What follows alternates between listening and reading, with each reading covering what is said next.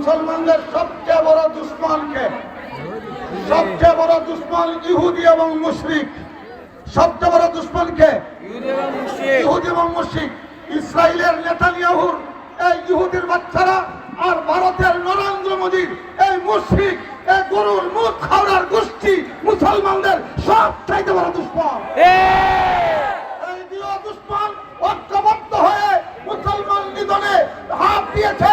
আমরা পরিষ্কার ভাষায় বলতে চাই, ইসরায়েল আমরা যেতে পারবো না, কিন্তু নরেন্দ্র মোদী আপনাকে শান্তিতে থাকতে দেওয়া হবে না।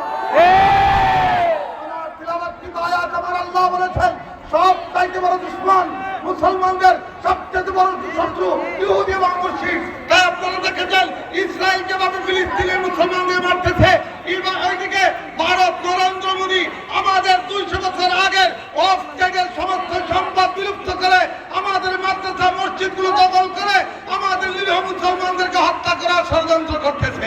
আমরা আজকের প্রতিবাদ সবাইকে বলতে চাই, ইসরায়েল যেতে পারবো না, কিন্তু কয়েক হাজার কিলোমিটারের বর্ডার ক্রস করতে সময় লাগবে না।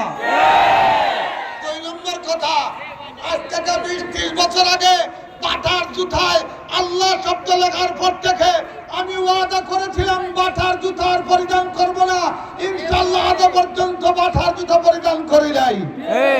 2 নম্বর, প্রথম আলো 111 যথা ফখরুদ্দিন সরকারের আমলে প্রথম আলো আমার নবীর ব্যঙ্গচিত্র করেছিল, সেদিন থেকে ওয়াদা করেছিলাম এবং আমার মুসল্লিদেরকে নিয়ে ওয়াদা করেছিলাম যে আমরা আর প্রথম আলো কোনোদিন পড়বো না, এমনকি প্রথম আলো দিয়ে দিলাখুল ব্যবহার করবো না।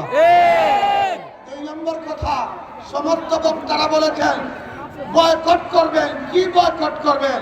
আমি যদি এই মুহূর্তে কাহারো পায়ে বাটার জুতা থাকে আর সে যদি বাটার জুতা খুলে যদি ডাস্টবিনে ফেলাইতে পারে, তাহলে বোঝা যাবে তার মধ্যে পরিপূর্ণ ঈমান আছে। আমরা ওয়াদা করতে পারি আমরা বাটার জুতা খরিদ করব না। 200-300 টাকা জুতা, 500 টাকা জুতা আমি আবারও দিগাই, বাটার জুতা আমরা পরিত্যাগ করতে পারবো তো ইনশাআল্লাহ। বয়কট কিনা বয়কট, এক কথা একটা কোম্পানির নাম দিয়ে দিলাই, সবটার নাম পাওয়া সম্ভব নয়। ইউনিলিভার মাদ্রাসার ছাত্র যারা আছেন, উলামায়ে কেরাম যারা আছেন, দোকানে যখন যাবেন, সাবান যখন কিনবেন, জিজ্ঞাসা করবেন ইউনিলিভারের কোনো পণ্য যদি হয় আপনি খরিদ করবেন না। এরপরে কোকা-কোলা, পেপসি, মিরিন্ডা এগুলা না খাইলেও আমরা বাঁচবো, আর এগুলা খাইয়া ইহুদিদের সাথে আমরা বন্ধুত্ব করতে রাজি নয়। আমি আপনাদেরকে জিজ্ঞাসা করি, ইসরায়েল আমরা যেতে পারবো না, ইহুদিদের সাথে যুদ্ধ করতে আমরা যেতে পারবো না, 6000 কিলোমিটার দূরে আমরা, কিন্তু একটা যুদ্ধ আমরা করতে পারবো। আমাদেরকে যদি নেতৃবৃন্দ বলেন আপনি চ্যারিটেবল বাংলাদেশ থেকে কোটি কোটি টাকার খাদ্য ওষুধপত্র ফিলিস্তিন পাঠানো হইতেছে, যদি কোনো সময় ওলামায়ে কেরাম বলেন তাহলে আমরা অস্ত্র দিতে পারবো না, আমাদের পকেটের কিছু টাকা দিতে পারবো তো ইনশাআল্লাহ।